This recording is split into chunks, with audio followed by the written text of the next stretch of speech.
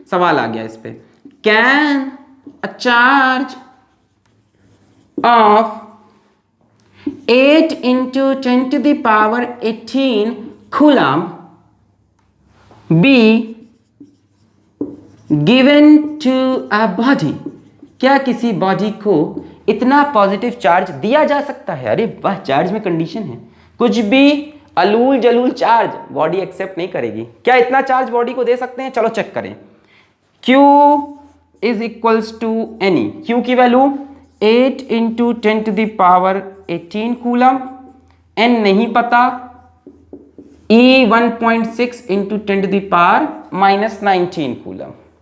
बोलो सही है? इसको 8 इंटू 10 पावर 18, चलो 18 रह देते हैं, माइनस 18 कर लो, चलो ठीक है, कोई दिक्कत नहीं है, सभी सही आएगा।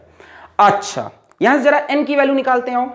सैंपल क्वेश्चन है, n की वैल्यू है 8 into 10 to the power minus 18 upon 1.6 into 10 to the power minus 19। n की वैल्यू निकाल रहे हैं, ठीक है, मैंने इस चार्ज को चेंज कर दिया, 10 पावर माइनस 18 कर दिया, किसी में भी चेक कर सकते हो, कोई दिक्कत नहीं है, अभी सैंपल सवाल है। अच्छा ये ऊपर जाएगा, n इज इक्वल टू, यहां कर लूं, n is equal to 8 upon 1.6, 10 की पावर माइनस 19, ऊपर जाके प्लस 19, तो ये बचेगा 10। बोलो हाँ या ना, ये ऊपर गया, बोलो प्लस 19, 18 माइनस 18 इज 10। 1.6 से 8 को काटो तो 5 गुने में कट जाएगा, 5 6 33 गया हासिल, 5 1 5 3 8, वाह वाह वाह वाह वाह, यानी n की वैल्यू 50 आई। क्या n की वैल्यू इंटीजर है? यस सर, तो ये चार्ज दिया जा सकता है। यही तो कंडीशन थी कि n should be N integer. इसको अगर तुम आराम से समझो तो मतलब 50 इलेक्ट्रॉन का खेल है। कैसा चार्ज चाहिए? पॉजिटिव। यानी अगर इस बॉडी से 50 इलेक्ट्रॉन खींच के निकाल लिए जाएं तो इसके ऊपर इतना पॉजिटिव चार्ज आ जाएगा। अब मान लो यही n की वैल्यू आ जाती 49.8, मतलब 49.8 इलेक्ट्रॉन, खेल खराब, n शुड कम आउट। तो अगर आपसे कभी भी सवाल आता है कि क्या इतना चार्ज दिया जा सकता है, क्या इतना चार्ज ट्रांसफर कर सकते हैं, तो आप ये इक्वेशन यूज कर लो। q की जगह जो चार्ज दिया है वो डाल दो, e की जगह 1.6 10 की पावर माइनस 19 डाल दो। अगर n निकल के इंटीजर आता है, 50 आए, 40 आए, 400 आए, 4000 आए, अगर इंटीजर आता है तो आंसर होगा यस, और अगर इंटीजर नहीं आता तो आंसर नो। फीलिंग भी समझा दी मैंने, फील दे दिया, इंटीजर का मतलब कि 50 इलेक्ट्रॉन निकालने हैं, जो कि पॉसिबल है। टिंग टिंग टिंग टिंग, क्वांटाइजेशन ऑफ चार्ज क्लियर हो गया आपको, समझ में आ गया क्वांटाइजेशन ऑफ चार्ज, समझ में आया क्या? मिटा रहे हैं इसको, ओके। तो आज के लेक्चर में मुझको यही बेसिक बेसिक बातें करनी थी आपसे, conservation of charge, quantization of charge, charge क्या होता है। अच्छा एक और चीज होती है कि बॉडी को चार्ज कैसे करते हैं, एनसीईआरटी में दे रखा है, बहुत लेंदी दे रखा है, उतना पढ़ने का आपको बहुत जरूरत नहीं है।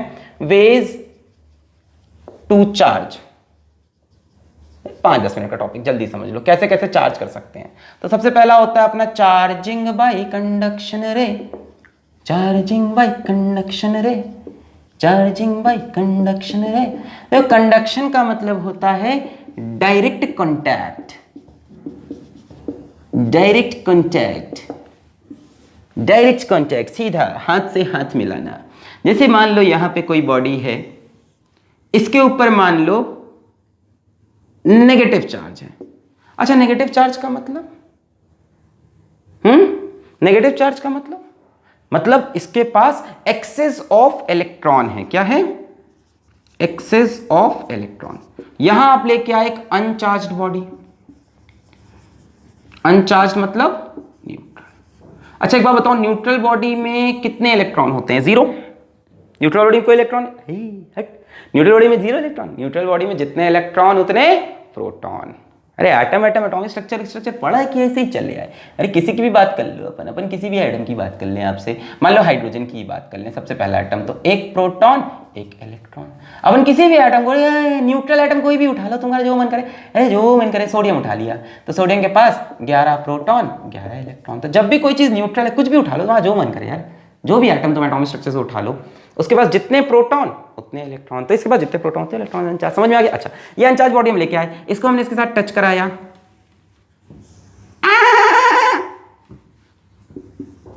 इसने जब इसको पहली बार टच किया तो क्या होगा? तो ये होगा कि इलेक्ट्रॉन यहां से यहां आना चाहेंगे। भाई यहां इलेक्ट्रॉन कम है, यहां ज्यादा है,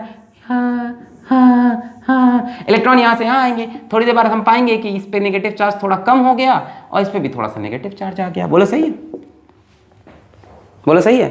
क्या बराबर से बटेगा? अगर शेप, साइज, मटेरियल सेम है तब तुम कह सकते हो। देखो इसमें यहां लिख लो, if shape, size, material of both conductor, ये कंडक्टर होंगे ना तभी तो कंडक्ट हुआ charge, of both conductor is same, if shape, size, material of both conductor is same, अगर एकदम सेम होगा तब मान लो इस पे चार्ज पहले Q था, इस पे चार्ज मान लो 0 था, ठीक है, और टच कराया आपने, टच कराया, जरा जरा touch me touch me touch me, और टच करा के दोनों को फिर से अलग अलग रख दिया, तो बच्चों इस पे चार्ज होगा Q/2, इस पे भी Q/2। पर ऐसा तभी होगा जब शेप साइज स्ट्रक्चर सेम हो, अदरवाइज चार्ज अनइवनली डिस्ट्रीब्यूट हो जाते हैं। डिपेंड करता है कौन ज़्यादा कंडक्टिंग, इसका शेप कैसा है, साइज कैसा है, कोनिका है, ऐसे मतलब कोनी टाइप की है कि ये सही है, समझ रहे हो, मतलब शार्प है कि शार्प नहीं है। चार्जिंग बाई कंडक्शन क्लियर है। तो इस चीज को हमने कैसा चार्ज कर लिया, नेगेटिव। पॉजिटिव चार्ज करना हो तो कोई पॉजिटिव चार्ज बॉडी से इसको टच करा दें तो पॉजिटिव चार्ज हो जाएगा। क्लियर। अच्छा, दूसरा होता है अपना charging by induction. Charging by induction, charging by induction. Induction बोले तो बिना छुए, विदाउट कांटेक्ट, आंखों ही आंखों में इशारा हो गया, अरे बैठ बैठ जीने का सहारा हो गया। कैसे करेंगे, मान लो ये बॉडी है ए, इसे हमें करना है, मान लो इसे हमें पॉजिटिव चार्ज करना है। कैसा करना है, पॉजिटिव चार्ज। तो आप यहां पे एक बॉडी लेके आओ जिसके ऊपर नेगेटिव चार्ज हो, और इसको टच मत कराओ, बस पास में लाओ ऐसे। अब इस बॉडी के अंदर क्या एटम्स होंगे, बिल्कुल होंगे। क्या उन एटम्स के आउटर शेल में इलेक्ट्रॉन होंगे, बिल्कुल होंगे। तो इस बॉडी के अंदर अगर ये बॉडी है और ये न्यूट्रल है, कैसी है अभी न्यूट्रल है, ठीक है, अभी न्यूट्रल है। अब ये पास आया, इसके ये पास आएगा तो क्या कहेगा, इसके सारे नेगेटिव चार्जेस को कहेगा कि तुम हमसे दूर चलो। मान लो इस बॉडी को और पास ले आए ऐसे, अब इसके अंदर के इलेक्ट्रॉन को ये नफरत भरी निगाहों से ऐसे उधर भेजेगा नहीं, तो इसके अंदर के नेगेटिव चार्जेस इस तरफ थोड़े से आएंगे और थोड़े से पॉजिटिव चार्ज इस तरफ आ जाएंगे। इसको हम कहते हैं किसी चीज का पोलराइज होना। आगे पढ़ना है हमको ये चीज, डाइलेक्ट्रिक में हम पढ़ेंगे। किसमें, डाइलेक्ट्रिक में आगे पढ़ेंगे। पोलराइज होना, इसको लेके आइए, पोलराइज हो गया, नेगेटिव चार्ज थोड़े दूर भाग गए और जितने, अब यहाँ पे नेगेटिव चार्ज कम हो गया इस तरफ, तो पॉजिटिव। पॉजिटिव कहीं नहीं आता, पॉजिटिव कहीं नहीं जाता, सारा खेल तो इलेक्ट्रॉन करता है भाई। प्रोटॉन तो बहुत हैवी होता है ना यार। Mass of electron is 9.1 into 10⁻³ kg, सबको पता होगा। और मास ऑफ प्रोटॉन की बात करोगे तो ये तो बहुत ज्यादा होता है, इसको 1 AMU बोलते हैं, है ना। कितना जाता है ये, 1.672 इंटू 10⁻27 kg। इससे देखो तो करीब करीब 1083 ऐसे होता है ना, 1000 गुना बड़ा है कम से कम प्रोटॉन। तो प्रोटॉन नहीं मूव किया, इलेक्ट्रॉन उधर चले गए, अपने आप इधर पॉजिटिव चार्ज दिखने लगा, यहाँ इलेक्ट्रॉन कम हो गए। अब बोलोगे सर ये चार्ज कहाँ है, ये अभी चार्ज है, अभी ये पोलराइज है बट अभी भी न्यूट्रल है। अब एक काम करो, एक कंडक्टिंग बॉडी बी ली मैंने और B को इससे टच करा दिया। एक कंडक्टर लिया मैंने B और B को इससे टच करा दिया। अब भाई B भी कैसा था, न्यूट्रल था। अब B जब इस कोने से टच कराओगे तो यहां का चार्ज यहां फ्लो करेगा ड्यू टू कंडक्शन, ये एक्सेस इलेक्ट्रॉन इधर फ्लो करेंगे। अब इसको हटा दो और A और B को सेपरेट कर दो, नहीं इसको मत हटाओ, सिर्फ A और B को सेपरेट करो, वेरी सॉरी। अब A और B को सेपरेट कर दो, ये A ये B, तो A के ऊपर रह जाएगा पॉजिटिव चार्ज, B पे आ जाएगा नेगेटिव चार्ज। यहां पे इसको बना के रखा था ताकि ये नेगेटिव चार्ज को रिपेल करता रहे और पॉजिटिव को पकड़ा रहे। इन दोनों को तुमने क्या कर दिया, सेपरेट। कहानी समझ में आई।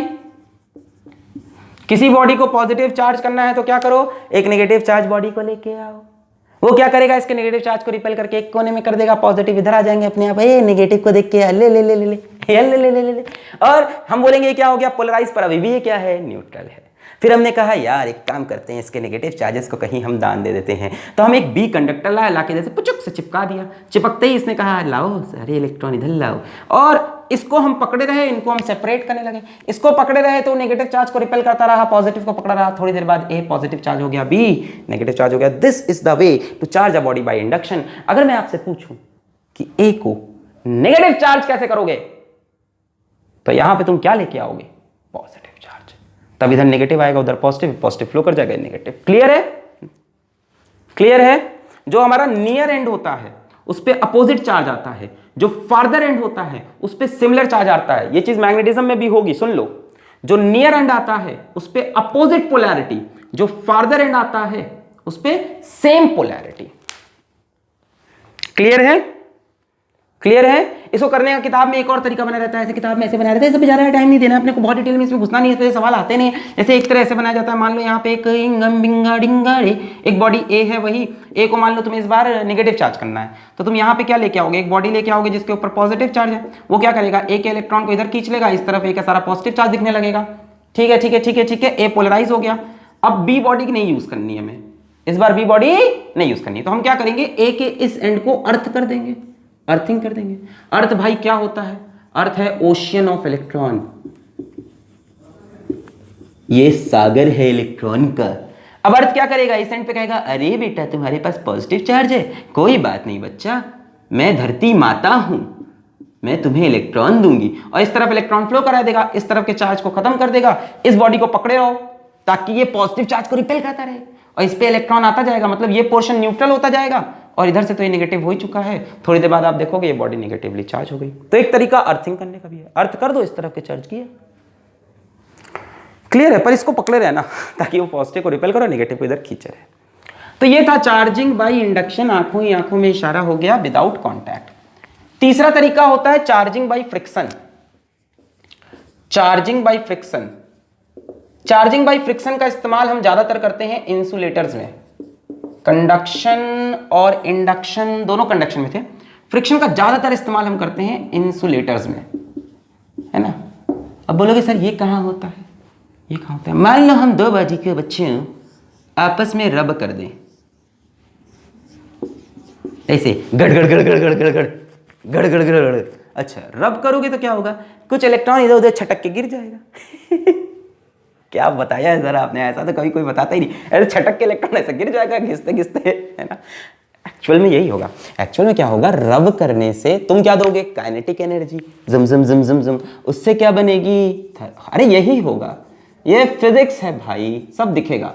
उससे क्या बनेगी, रगड़ोगे उससे क्या बनेगी, काइनेटिक एनर्जी से थर्मल एनर्जी, उस थर्मल एनर्जी से इलेक्ट्रॉन जो होगा, मतलब इसके अंदर आइटम होंगे कि नहीं, ये किससे बना होगा, आइटम से, ये भी किससे बना होगा, आइटम से, आइटम से नहीं एटम से, एटम से। और एटम के आउटर मोस्ट शेल के इलेक्ट्रॉन जो होते हैं थोड़े से मतलब वल्नरेबल टाइप के, थोड़े से, अरे हम जा रहे हैं, तो जो आउटर मोस्ट शेल के इलेक्ट्रॉन होंगे, आउटर मोस्ट शेल के जो इलेक्ट्रॉन होंगे, ये इन एनर्जी को पाके थोड़ा सा मुस्कुराएंगे, वाह एनर्जी, मैं तो चला, इनको क्या मिल गया, आयनाइजेशन एनर्जी, केमिस्ट्री पढ़ते हो, इनको एनर्जी मिल गई थर्मल, क्या मैं तो चला। ये इलेक्ट्रॉन छटक के इधर से इधर, इधर से इधर, इधर, अब किधर से किधर जाएंगे ये डिपेंड करता है मटेरियल पे, है ना, कौन सा मटेरियल ज्यादा इलेक्ट्रोपॉजिटिव, कौन सा ज्यादा इलेक्ट्रोनेगेटिव। तो रब करने से इलेक्ट्रॉन का transfer from one body to another हो जाएगा, और थोड़ी देर बाद आप ऐसा फिगर देख सकते हो कि मान लो इलेक्ट्रॉन यहां से यहां गए, तो यहाँ पे नेगेटिव चार्ज और यहाँ पे positive charge, total charge of the isolated system remains constant, total charge तो सेम रहेगा, इधर से इधर इलेक्ट्रॉन का ट्रांसफर हो गया। अच्छा, एक चीज और याद रखना कि जब भी ट्रांसफर ऑफ इलेक्ट्रॉन्स या ट्रांसफर ऑफ चार्ज की बच्चों बात हो, हमेशा साथ में ट्रांसफर ऑफ मास भी होता रहेगा। चार्ज का ट्रांसफर बिना मास के ट्रांसफर के पॉसिबल नहीं है। अरे यार इलेक्ट्रॉन गया, इलेक्ट्रॉन का कुछ तो मास है, यानी थोड़ी देर बाद अगर तुम देखोगे तो इस बॉडी का मास इंक्रीज कर जाएगा और इस बॉडी का मास डिक्रीज कर जाएगा, क्वांटम लेवल पे ही सही, पर है ना। ये तो नहीं कह सकते कि मास नहीं चेंज हुआ, अगर चार्ज ट्रांसफर है तो मास का भी ट्रांसफर। ये क्या है, चार्जिंग बाय फ्रिक्शन, गड़गड़ इलेक्ट्रॉन। अरे जैसे वो नहीं करते थे हम लोग बचपन में, वो कि स्कूल में जाते थे, वो प्लास्टिक वाली स्केल लेते थे, उसको ऐसे रखते थे बाल के ऊपर, ये है बाल, इस बाल के ऊपर, हाँ हाँ बाल हैं अभी, इस बाल के ऊपर रगड़ते थे, फिर ऐसे करके ऐसे हम लोग वो कागज के पीसेस खच खच खच चिपकने लगते थे। क्या था, फ्रिक्शन। हम जब रगड़ते तो क्या होता था, इलेक्ट्रॉन का ट्रांसफर इधर उधर होता था, इसके ऊपर चार्ज आता था। अब ये प्लास्टिक के पेपर को इंडक्शन से चार्ज करता था, ऐसे प्लास्टिक पेपर जो कोना इसके अपोजिट चार्ज पकड़ता था वो इससे आके चिपक जाता था, और चिपकते कंडक्शन। पूरी लंबी कहानी है बट ओवरऑल तो यही हो रहा है। जैसे वो नहीं होता था कि गुब्बारे को मैं ऐसे दीवार पे रब करके चिपका देते थे, ऐसे बाल पे ऐसे रब किया, फिर ऐसे दीवार पे रख देते, चिपक जाता था। वो क्या था, चार्जिंग बाय फ्रिक्शन। तो these are the methods to charge a body. आज के लेक्चर में इतना ही। अगला टॉपिक बहुत ही इंटरेस्टिंग जो कि है कूलम्स लॉ, जो कि हम पढ़ेंगे अगले लेक्चर में। वहां से आएंगे अच्छे अच्छे सवाल कूलम्स लॉ के। तो पढ़ाई करते रहें ऑल द, और जितनी भी कमिटमेंट्स मैंने की है कि लेक्चर्स पीडीएफ फॉर्मेट में और क्वेश्चन सीरीज जल्द से जल्द पूरी करने की कोशिश की जाएगी। और आप लोग कमेंट करिएगा कि अगला लेक्चर कब आएगा, इसके बाद वाला कब आएगा, ये टॉपिक कब कंप्लीट होगा, सर जल्दी सिलेबस कराओ। यार ये करते रहो तभी काम करने में मज़ा भी आता है। मैं कितना भी बोलूँ कि यार प्रेशर मत बनाओ, तुम बनाओ। ऐसे ही तुमने 10 का सिलेबस मुझसे कंप्लीट कराया, ऐसे ही तुमने 11 का सिलेबस मुझसे कंप्लीट तो नहीं हुआ है, मतलब स्टिल आई एम ट्राइंग। 11 का सिलेबस साइड में कोशिश करता रहूँगा कंप्लीट हो, वन शॉट सीरीज़ को भी मैं कंटिन्यू करने की कोशिश करूँ। सही है यार, तुम अपना काम करो, मैं अपना करता हूँ, पढ़ाई करते रहें। All the very best.